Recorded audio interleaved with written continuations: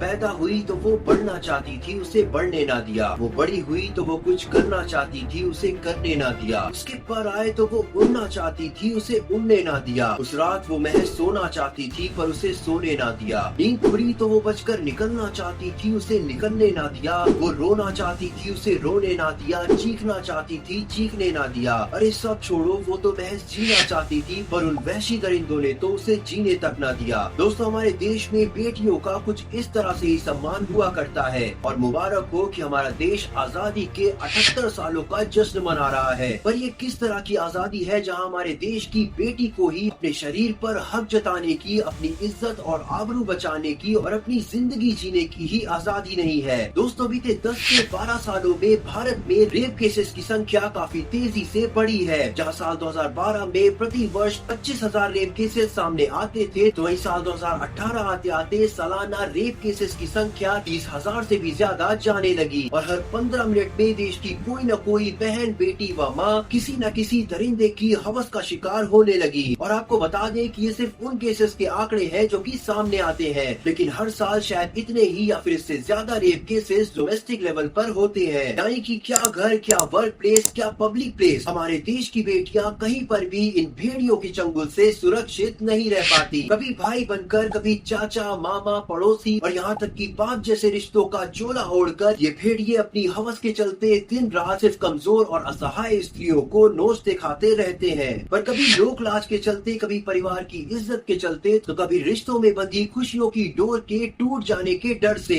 ये देवियां अपने उस दुख, अपनी उस पीड़ा को आंसुओं के जरिए कभी तकिए में दफन कर देती है, तो कभी शावर की बूंदों के साथ बहा देती है। चाहे साल 2012 का निर्भया केस हो, साल 2018 में मासूम के साथ की गई हैवानियत हो, या फिर हाल ही में कोलकाता के आरजीकर हॉस्पिटल में ट्रेनी डॉक्टर के साथ रेप व मर्डर का केस हो, जहां 8 अगस्त की रात नाइट शिफ्ट पर तैनात एक ट्रेनी डॉक्टर रात के 2 बजे कुछ देर को आराम करने के लिए उस हॉस्पिटल का मेडिकल कॉलेज के सेमिनार हॉल को सुरक्षित समझकर वहां सोने जाती है। लेकिन जब अगले दिन यानी कि 9 अगस्त की सुबह उस हॉल को खोला जाता है, तो उस ट्रेनी डॉक्टर की अर्धनग्न लाश उसी सेमिनार हॉल में पाई जाती है। आंखों और मुंह से निकलता हुआ खून, टूटी हुई हड्डियां और शरीर पर उन हैवानों के प्रहार के निशान थे, जो कि उस बेटी के दर्द की व्याख्या चीख चीख कर रहे थे। और जब जांच की जाती है तो ये पाया जाता है कि एक सिविक वॉलंटियर यानी कि एक नागरिक स्वयं सेवक संजय रॉय नाम का दरिंदा इस मामले का मुख्य आरोपी है। दोस्तों, आपको बता दें कि सिविक वॉलंटियर वो होते हैं जिन्हें कॉन्ट्रैक्ट बेसिस पर ट्रैफिक कंट्रोल और क्राउड मैनेजमेंट जैसे कार्यों में पुलिस फोर्स का हाथ बटाने के लिए नियुक्त किया जाता है। तो रॉय भी एक ऐसा ही सिविक वॉलंटियर था जो कि कोलकाता पुलिस के डिजास्टर मैनेजमेंट ग्रुप में साल 2019 में नियुक्त किया गया था, जिसके बाद उसकी ज्यादातर ड्यूटी केजीकर हॉस्पिटल में ही लगाई जाती थी और जिसके चलते उस हॉस्पिटल के सभी डिपार्टमेंट्स में संजय रॉय का इजी एक्सेस हो गया था। वो उस हॉस्पिटल के किसी भी डिपार्टमेंट में कभी भी कहीं भी जा सकता था।